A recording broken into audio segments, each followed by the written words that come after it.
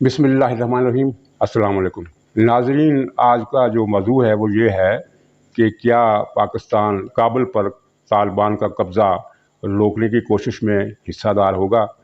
इस सवाल का जवाब हमने देखना है, लेकिन इससे पहले एक छोटी सी बात मैं कर दूं कि आलमी सतह पर ये तासुर दिया जा रहा है कि अमेरिका को पाकिस्तान की पहले जैसी ज़रूरत नहीं रही, इसलिए कि उसे ज़्यादा मजबूत इत्तेहादी मिल गए हैं, भारत मिल गया है।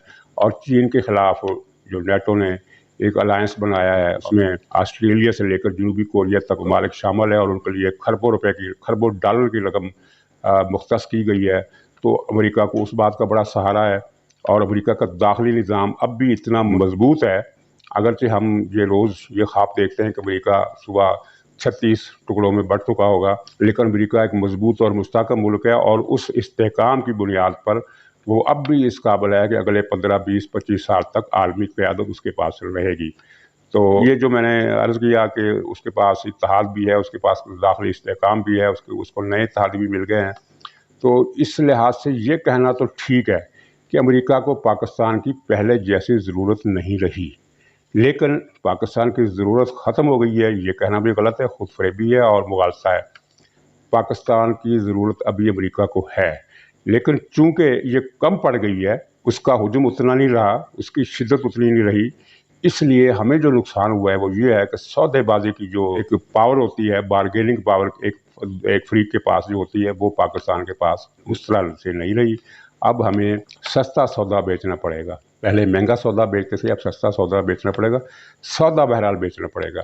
ये तो आपको अच्छी तरह मालूम हो गया है कि अमेरिका के पास हमारे फ़ज़ाई रास्ते मौजूद हैं, वो जब चाहे इस्तेमाल कर सकता है, हमने उनको जुमला को दे रखे हैं।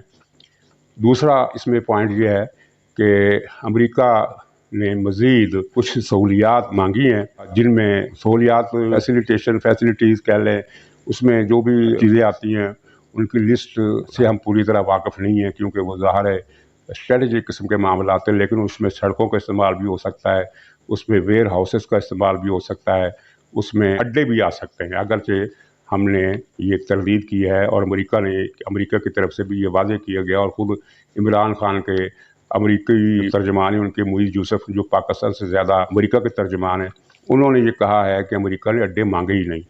तो अड्डे बेशक नहीं मांगे, लेकिन सहूलियात मांगी हैं। और ख़बर ये है कि सहूलियात पर बात हो रही है और अभी फ़ैसला कोई नहीं हुआ, पाकिस्तान की तरफ से ना नहीं हुई और ना होने का सवाल भी पैदा नहीं होता। मसला कीमत का है, हमारी बारगेनिंग पोजीशन कम है, तो उस हवाले से जो भी बेहतर कीमत हमें मिल सकती है वो हमें कबूल होगी। और ये सहूलियात के लिए, अमेरिका को सहूलियात देने के लिए बात जारी है, फ़ज़ाई रास्ता उसके पास मौजूद है। तो इसी तनाज़ुर में ये काबुल वाली बात भी आ जाती है। पाकिस्तान पिछले दिनों इमरान खान ने भी ये कहा कि तालिबान का काबुल पर बिला शिरकत गैर कब्ज़ा करना किसी के मफाद में नहीं। और ये सिक्योरिटी कौंसिल में भी ये बात की गई कि तालिबान अगर काबज़ हो गए तो हमारे लिए ख़तरात बढ़ जाएंगे। मतलब ये है कि पाकिस्तान को ये बात कबूल नहीं कि अफ़गानिस्तान पर मुकम्मल या तकरीबन मुकम्मल कब्ज़ा हो जाए। ये मैं कल अपने व्लॉग में बता चुका हूँ कि मुकम्मल कब्ज़ा होना खारिज इम्कान है, लेकिन तालिबान 70 से 75% तक रकबे पर कंट्रोल कायम कर सकते हैं और उसे मजबूत भी कर सकते हैं। और काबुल पर कब्ज़ा करना उनके लिए कुछ मुश्किल होगा, लेकिन नामुमकिन नहीं, और वो उस मुश्किल को हल कर लेंगे, उनके पास इतनी ताकत है। असल मसला ये है कि एक बड़े इलाके पर कब्ज़ा करने के बाद अफ़गानिस्तान किस सतह की खाना जंगी का शिकार होगा। ज़्यादा इम्कान फ़िलहाल ये नज़र आ रहा है कि तालिबान मुल्क के बड़े रकबे पर काबुल समेत कब्ज़ा करके अपनी हुकूमत कायम कर लेंगे। अच्छा, तो अब पाकिस्तान की जो राय है वो नज़र सामने आ चुकी है दुनिया की, और दुनिया इस पर थोड़ी सी हैरान भी है, क्योंकि दुनिया तो अब तक यही समझती रही है कि तालिबान जो है वो पाकिस्तान ने बनाए, पाकिस्तान ने उनको पनाह दी, पाकिस्तान ने उनको उनकी मदद की और पाकिस्तान ही उनको बढ़ावा दे रहा है। बल्कि पिछले दिनों अमेरिका इस बात पर नाराज़ हुआ कि आप ये कैसे कह सकते हैं कि तालिबान हमारी बात नहीं मानते, यानी वो उनको पाकिस्तान के इस मौके पर एतबार नहीं है। तो बहरहाल इस पस मंज़र में ये बात अपनी जगह तज्जुब खेज़ है कि जिस मुल्क को दुनिया ये समझती है कि वो तालिबान की सरपरस्त है, तालिबान की क्रिएटर है, तालिबान को उसने बनाया, तालिबान को उसने बढ़ाया, मजबूत किया, असला दिया, हथियार दिए, पैसे दिए, सफारती सहूलतें दी, सब कुछ दिया।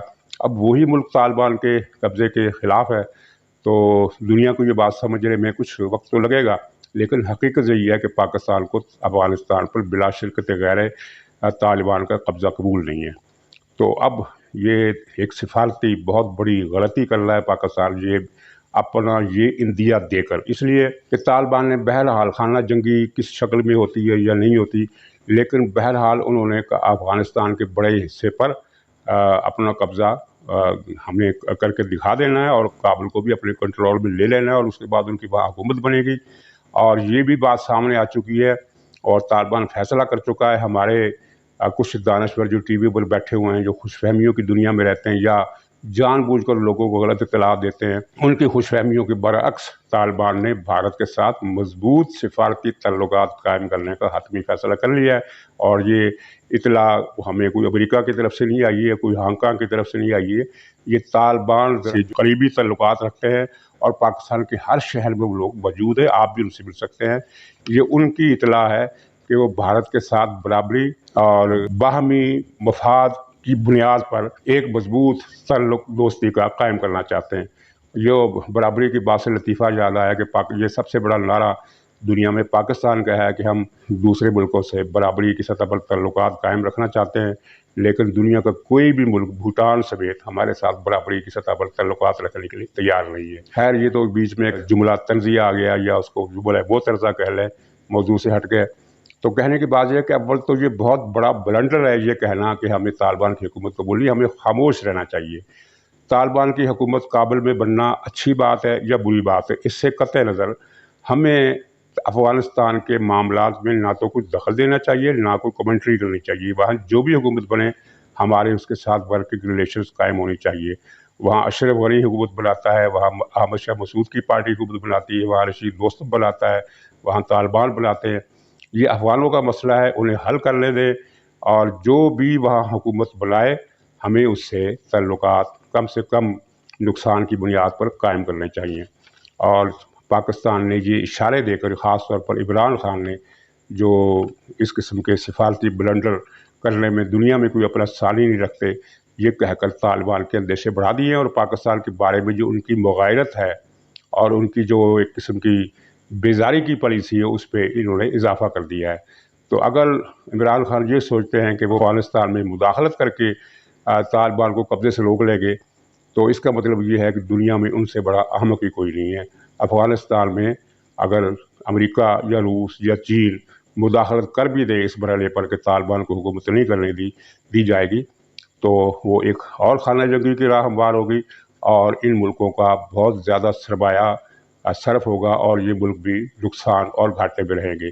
تو پاکستان کو تو ایسا سوچنا بھی نہیں چاہیے۔ بہرحال عمران خان کی بات ہی نرالی ہے، ان سے کچھ بھی کہے جانے کی توقع کی جا سکتی ہے۔ جیسے انہوں نے کل پھر یہ عجیب بات کی، کہا کہ بیرونی دنیا میں پاکستان کا 10 ارب ڈالر وہاں پڑا ہوا ہے جسے ہم نے لانا ہے، اور یہ وہی عمران خان ہے جو آج سے 1 سال پہلے تک یہ کہا کرتا تھا کہ 200 ارب ڈالر پاکستان کا دوسرے ملکوں کے بینکوں میں یا دوسری جگہوں پر موجود ہے، ہم نے اسے لانا ہے۔ تو آج کے بیان کو اور اس کے ماضی کے بیان کو ملا کر دیکھیں تو مطلب یہ نکلتا ہے کہ 190 ارب ڈالر موصوف پاکستان لے آئے ہیں، اور اب صرف 10 ارب ڈالر رہ گئے ہیں۔ تو یہ عمران خان نے تو پرسوں 3-4 دن پہلے یہ بھی کہا کہ پاکستان کو چین کا نظام چاہیے، جمہوریت نہیں چاہیے۔ یہ بھی لطیفہ ہے کہ ہمیں دنیا کو یہ بتایا کہ ہم ریاست مدینہ بنائیں گے، تو یہ وہ ریاست چین بنانے جا رہے ہیں جس کو پوری دنیا مسترد کر چکی ہے۔